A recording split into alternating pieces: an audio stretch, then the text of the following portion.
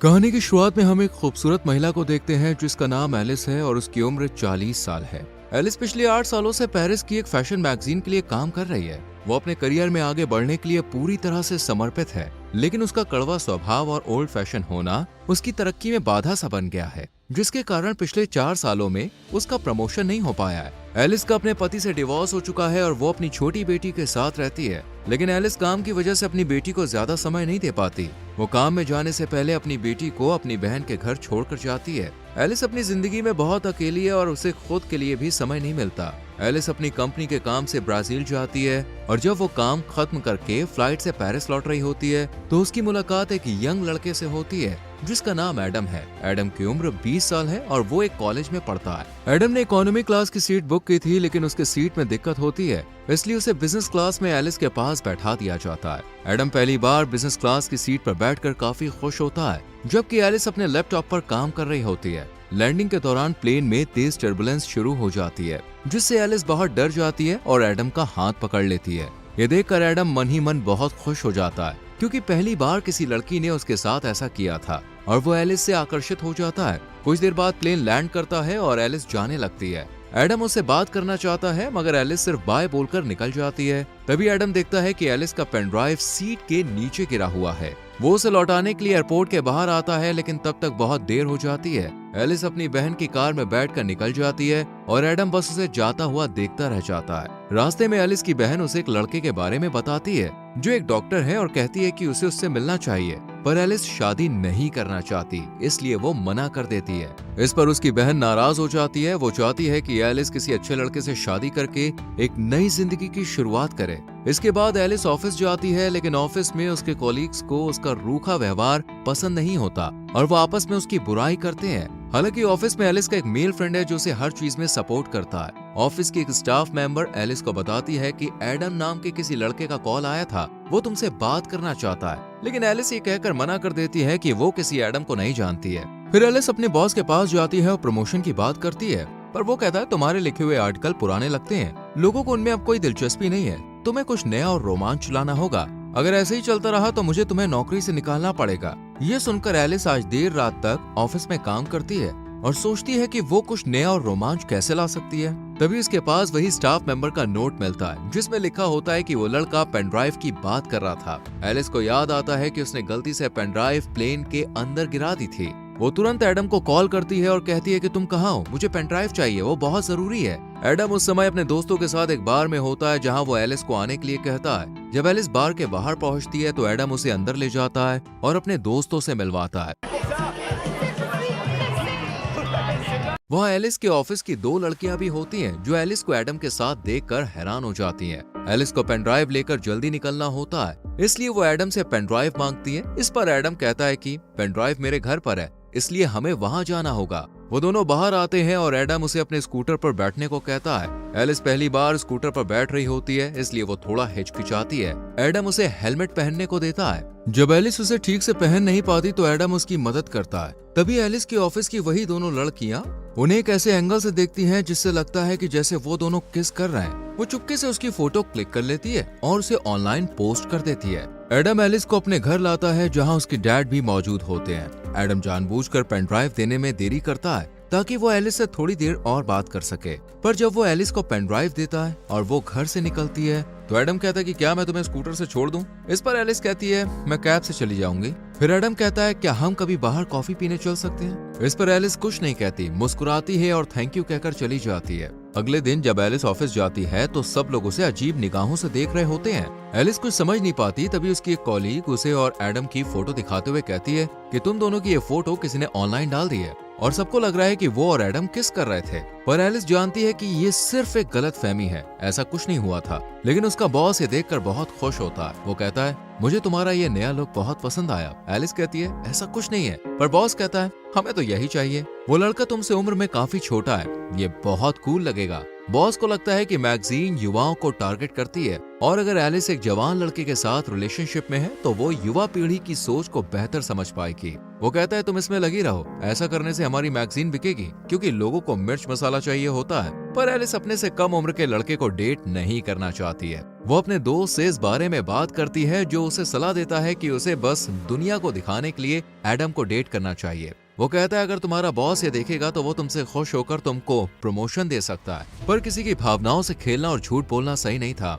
लेकिन एलिस के दिमाग में सिर्फ प्रमोशन की धुन सवार थी। इसलिए वो ज्यादा ना सोचते हुए अपने करियर को आगे बढ़ाने के लिए एडम का फायदा उठाने का फैसला कर लेती है। अगले दिन एलिस एडम से मिलती है, वो भी बिल्कुल नए लुक में। उसे देखकर एडम उस पर से अपनी नजरें नहीं हटा पाता। एलिस उसके साथ फ्लर्ट करने लगती है और वो दोनों बातें करने लगते हैं। एडम को यकीन ही नहीं होता कि वो एलिस के साथ है। रात में एलिस एडम को अपने एक दोस्त के शो में ले जाती है। वहाँ एलिस जानबूझकर सबको दिखाने की कोशिश करती है कि वो अपने से 20 साल छोटे लड़के को डेट कर रही है। वहीं उसका दोस्त जो उस शो का होस्ट होता है, जब एलिस के पास आता है और उसे जानबूझकर छूने लगता है तो एडम को ये अच्छा नहीं लगता। वो उस दोस्त के शो का मजाक उड़ाने लगता है। एलिस भी उसकी बातों पर हंसने लगती है। इससे एलिस का दोस्त अपमानित होकर वहाँ से चला जाता है। इसके बाद एलिस और एडम आपस में बात करते हैं। एडम कहता है कि मैंने कभी नहीं सोचा था कि मैं तुमसे इस तरह मिलूंगा और हम साथ में यूं घूमेंगे। एडम को पता होता है कि एलिस का तलाक हो चुका है और उसकी एक बेटी भी है, लेकिन इससे उसे कोई फर्क नहीं पड़ता। एलिस कहती है हमें एक दूसरे को बेहतर समझने की जरूरत है। तभी एलिस के पास उसकी बहन का कॉल आता है। वो कहती है कि मैंने उस डॉक्टर को घर पर बुलाया है जिससे मैं तुम्हें मिलाना चाहती थी, इसलिए तुम जल्दी से घर आ जाओ। एलिस जाना नहीं चाहती, लेकिन बहन की बात की इज्जत करते हुए वो एडम से झूठ बोलती है कि मेरी बेटी की तबीयत खराब है, मुझे घर जाना होगा। ये सुनकर एडम भी थोड़ा परेशान हो जाता है। वो जल्दी से टैक्सी बुलाता है और एलिस को उसमें बैठा देता है। ये देखकर एलिस को लगता है कि एडम उसकी कितनी फिक्र करता है। घर पहुंचने पर एलिस अपनी बहन, जीजा जी और उस डॉक्टर के साथ डिनर करती है। एलिस ड्रिंक करके आई होती है, जिस वजह से वो नशे में डॉक्टर से उल्टे सीधे सवाल पूछने लगती है। इसमें डॉक्टर को बुरा लगता है और वो वहाँ से चला जाता है। यहाँ एलिस लगातार कोशिश कर रही होती है कि बॉस उससे खुश होकर उसे प्रमोशन दे दे, लेकिन ऐसा नहीं हो रहा था। इसलिए वो एडम को एक फैशन शो में लेकर जाती है जहाँ उनकी कंपनी की सीईओ और बॉस मौजूद होते हैं। जब शो के दौरान मॉडल्स रैंप वॉक कर रही होती हैं, तभी एक लड़की गिर जाती है। ये देखकर एडम तुरंत उसे उठाने के लिए आगे बढ़ता है। सीईओ को एडम का ये व्यवहार बहुत अच्छा लगता है। शो खत्म होने के बाद एडम और एलिस पार्टी में ड्रिंक करते हैं और डांस करने लगते हैं। डांस करते वक्त वो दोनों बहुत करीब आ जाते हैं, लेकिन कुछ होने से पहले ही एलिस देखती है कि कुछ लड़कियां उनकी तस्वीरें क्लिक कर रही है। ये देखकर एलिस तुरंत एडम का हाथ पकड़कर उसे बाहर ले आती है। एडम एलिस को अपनी स्कूटर में बैठाकर उसके घर तक छोड़ देता है। यहाँ एक ऐसा मोमेंट आता है जहाँ एडम एलिस को किस करने वाला होता है, पर एलिस पीछे हट जाती है और चुपचाप घर के अंदर चली जाती है। लेकिन एडम को लगता है कि उसने एलिस के करीब आने का मौका मिस कर दिया है, इसलिए वो एलिस के घर जाता है जहाँ उसे पता चलता है कि उसकी बेटी अपनी मौसी के घर पर है। तब एडम एलिस को किस कर लेता है। एलिस खुद को रोक नहीं पाती और दोनों इंटीमेट हो जाते हैं। अगली सुबह एलिस को पिछली रात की घटना के लिए बहुत बुरा लगता है। वो एडम से कहती है कि वो घर से चला जाए, लेकिन बाहर तेज बारिश हो रही होती है, इसलिए बारिश रुकने तक एडम घर में रुक जाता है। तभी एलिस की बहन और बेटी घर लौट आती है। एलिस उनसे कहती है कि एडम उसका कॉलीग है। वो एडम के हाथ में कुछ फाइल्स दे देती है और एडम वहाँ से जाने लगता है, पर जैसे ही वो दरवाजे से बाहर जाता है, एलिस उसे रोककर किस कर लेती है। इससे हमें समझ में आता है कि एलिस अब सच में एडम को पसंद करने लगी है और उसके साथ रहने में उसे अच्छा लगता है। जिस रिश्ते को उसने दुनिया को दिखाने के लिए शुरू किया था, अब वो सचमुच एक एहसास में बदल चुका है। इसके बाद से एडम और एलिस अक्सर साथ में घूमने लगते हैं। एडम उसे सरप्राइज देता है, उसे घुमाने ले जाता है, जो एलिस को बहुत पसंद आता है। अब एलिस और एडम के बीच गहरी भावनाएं विकसित होने लगती हैं। दोनों साथ में बहुत खुश होते हैं। एक दिन एडम एलिस से पूछता है कि तुम दिखने में खूबसूरत हो, अमीर हो, तो फिर तुमने मुझे पसंद क्यों किया? इसका जवाब एलिस के पास नहीं होता, क्योंकि वो अपने फायदे के लिए एडम के साथ रिश्ते में आई थी, पर अब उसे सच में एडम से प्यार हो गया है। कुछ दिन के बाद एलिस को काम में प्रमोशन मिल जाता है, जिससे वो बेहद खुश होती है। लेकिन अब वो एडम के बारे में सोचने लगती है, क्या उसे इस रिश्ते को जारी रखना चाहिए?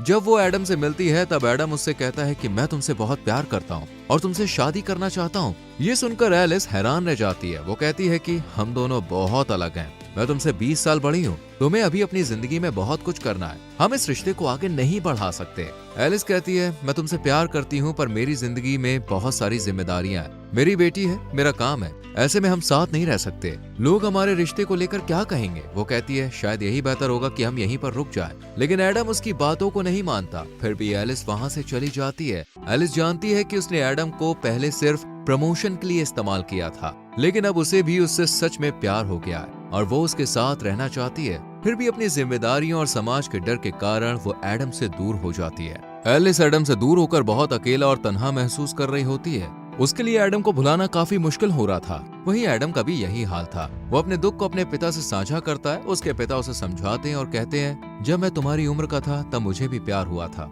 ये सब चलता रहता है, तुम्हें अपनी जिंदगी में आगे बढ़ना होगा। कुछ दिन बाद एलिस के ऑफिस में सीईओ खुद मैगजीन का कवर फोटो देखने आती है, लेकिन उन्हें कवर फोटो पसंद नहीं आती। वो मेल मॉडल की जगह किसी नए और अनदेखे चेहरे की तलाश में होती है। तभी उनकी नजर एलिस के लैपटॉप स्क्रीन पर पड़ती है, जिसका वॉलपेपर एडम की तस्वीर होती है। उसे देखकर सीईओ को याद आता है कि ये वही लड़का है जिसने फैशन शो में रैम वॉक के दौरान गिरी हुई लड़की को उठाया था। वो चाहती है कि एडम उनके मैगजीन का नया मॉडल बने। ये सुनकर एलिस को अच्छा नहीं लगता। वो नहीं चाहती कि वो फिर से एडम से मिले, लेकिन अपने बॉस के कहने पर उनकी बात उसे माननी पड़ती है। एलिस एडम को कॉल और मैसेज करती है और एडम एक टूटे हुए आशिक की तरह घर में बैठकर ड्रिंक कर रहा होता है। वो एलिस के कॉल और मैसेज का गुस्से में जवाब नहीं देता। तब एलिस खुद उसके घर जाती है और उसे अपने साथ बाहर लेकर आती है। एडम को लगता है कि अब एलिस फिर से उसके साथ रिश्ता शुरू करना चाहती है, लेकिन एलिस उसे बताती है कि तुम्हें मैगजीन के लिए मॉडल बनना होगा, तुम्हें खूबसूरत लड़कियों के साथ काम करने का मौका मिलेगा और इसके लिए तुम्हें पैसे भी मिलेंगे। ये सुनकर एडम गुस्से में आ जाता है। उसे समझ में आ जाता है कि एलिस अपने काम के लिए उसके पास आई है। वो कहता है, मैं अब तुमसे मिलना नहीं चाहता, अच्छा होगा हम कभी ना मिलें, और वो गुस्से में वहाँ से चला जाता है। जिस दिन एडम का फोटोशूट होना होता है, सभी एडम के आने का इंतजार कर रहे होते हैं। एलिस को डर लगता है कि अगर एडम नहीं आया तो उसे नौकरी से निकाल दिया जाएगा। तभी एडम वहाँ पे आ जाता है क्योंकि वो अब भी एलिस से प्यार करता है। उसे मेकअप रूम में ले जाया जाता है जहाँ उसका लुक तैयार किया जा रहा होता है। तभी उसके पास एलिस का दोस्त आता है और एडम से माफी मांगता है। वो कहता है कि मैंने ही एलिस को सलाह दी थी कि वो तुम्हारे साथ झूठा रिश्ता बनाए ताकि उसे प्रमोशन मिल सके। ये सुनकर एडम को बहुत दुख होता है कि एलिस का प्यार एक नाटक था। वो बाहर आता है और सबके सामने एलिस को किस कर लेता है। फिर एडम अपना फोटो शूट करवाता है, लेकिन ये सब उसके लिए नया अनुभव होता है। वो अच्छे से पोज नहीं दे पा रहा होता है और फोटोग्राफर को बार बार उसे निर्देश देने पड़ते हैं, जिससे एडम चिढ़ जाता है और वहाँ से जाने लगता है। तभी एलिस उसे समझाने के लिए आती है, पर एडम उस पर गुस्सा करता है और कहता है, मैंने तुमसे दिल से प्यार किया और तुमने अपने फायदे के लिए मेरा इस्तेमाल किया। फिर एडम दुखी होकर वहाँ से चला जाता है, जिससे एलिस को भी बहुत बुरा लगता है। उसका बॉस भी उसे नौकरी से निकाल देता है। अब वो पूरी तरह से अकेली पड़ जाती है। वो एडम को भूल नहीं पा रही होती है और उसकी यादें उसे हर पल सताती रहती है। एलिस को एहसास होता है कि उसके लिए करियर से ज्यादा जरूरी वो इंसान है जिससे वो प्यार करती है। इसलिए एलिस एडम के कॉलेज जाती है और सबके सामने कहती है, मैंने अपने भविष्य को लेकर सोचना छोड़ दिया है और मुझे फर्क नहीं पड़ता कि समाज हमारे बारे में सोचेगा। अब मैं सिर्फ तुम्हें चाहती हूँ, मैं तुमसे प्यार करती हूँ और तुम्हारे साथ रहना चाहती हूँ। वो एडम से माफी मांगती है। एडम उससे अब भी प्यार करता है। वो उसे किस कर लेता है और माफ कर देता है। इसके बाद से दोनों साथ में हंसी खुशी रहने लगते हैं और इसी के साथ मूवी खत्म हो जाती है। दोस्तों, अगर आपका परिवार और समाज आपके रिश्ते के खिलाफ हो जाए तो क्या आप अपना प्यार निभा पाएंगे? इस पर अपनी राय कमेंट सेक्शन में जरूर दें। वीडियो को लाइक और शेयर करें और चैनल को सब्सक्राइब करके बेल आइकॉन प्रेस करें। मिलते हैं अगली वीडियो में। Till then, bye bye, take care. तो दोस्तों, 2018 की वेनम मूवी के हिट होने के बाद इसका दूसरा पार्ट आना तो तय था और अच्छी बात यह है कि इसके सीक्वल में भी सिम्बियोट्स की ही कहानी आगे बढ़ाई गई, जहां हमें मार्वल कॉमिक्स का सबसे खतरनाक सिम्बियोट नजर आया। कार्नेज का जन्म हुआ है वेनम से, लेकिन वो वेनम से भी ज्यादा पावरफुल है क्योंकि उसका होस्ट एक बहुत बुरा आदमी है, जिसकी स्टोरी हमें इस मूवी में दिखाई गई है। अगर आप इस फिल्म को अच्छी तरह समझना चाहते हैं तो ये वीडियो देखते रहिए। आज मैं Venom let there be carnage movie को शॉर्ट में एक्सप्लेन करूंगा, तो आइए देखते हैं।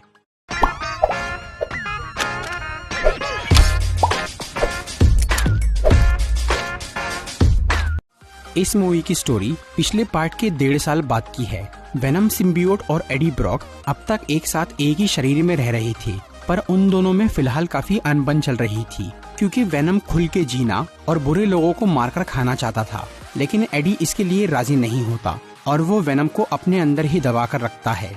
इसी बीच एक दिन एडी को एक क्रिमिनल का इंटरव्यू लेने बुलाया जाता है, जिसका नाम था क्लीटस कैसिडी। कैसिडी एक सीरियल किलर था जिसने अब तक कई लोगों को मारा था और उसने उनकी लाशें कहीं छुपा दी थी। पुलिस ये जानना चाह रही थी कि उसने किस किस को मारा है और उन्हें कहाँ छुपाया है, पर कैसिडी अपना मुंह नहीं खोल रहा था और वो सिर्फ एडी ब्रॉक से ही बात करना चाहता था, क्योंकि क्लीटस की पर्सनल लाइफ थोड़ी बहुत एडी के जैसी थी, इसीलिए वो उससे दोस्ती करना चाह रहा था। फिर जब एडी उसका इंटरव्यू लेने आता है तब कैसिडी उसे बोलता है कि अगर वो उसकी बातें सुनेगा तो वो अपने सारे राज उसे बता देगा, लेकिन एडी उसकी बातों पर ध्यान नहीं देता और वो वेनम की मदद से कैसिडी की बनाई हुई सभी ड्राइंग्स को समझ लेता है और उससे ये पता लगा लेता है कि कैसिडी ने लोगों की लाशें कहाँ छुपाई है।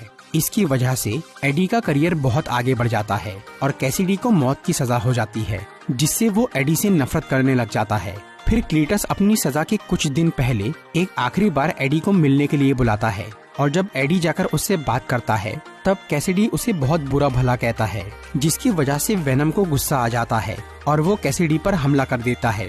तभी कैसिडी एडी के हाथ पे काट लेता है और क्योंकि उस वक्त वेनम सिम्बियोट एडी के शरीर में था, इसीलिए कैसिडी के उसे काटते ही सिम्बियोट का एक हिस्सा उसके पास चला जाता है और वो कैसिडी के शरीर में बढ़ने लगता है। दूसरी तरफ एडी और वेनम का झगड़ा हो जाता है क्योंकि वेनम काबू से बाहर हो गया था। इसी वजह से एडी उस सिम्बियोट को अपने शरीर से बाहर निकाल देता है और तब वेनम भी खुशी खुशी एडी से अलग हो जाता है और वो दूसरे लोगों के शरीर पे कब्जा करके आजादी से घूमने लगता है। उधर कैसिडी की सजा का दिन आ जाता है और उसे मारने के लिए एक जहर का इंजेक्शन दिया जाता है, लेकिन उस इंजेक्शन के लगते ही कैसिडी के अंदर का वो सिम्बियोट जाग जाता है और वो बाहर निकलकर उसके पूरे शरीर को घेर लेता है, जिससे कैसिडी एक भयानक मॉन्स्टर बन जाता है जो कि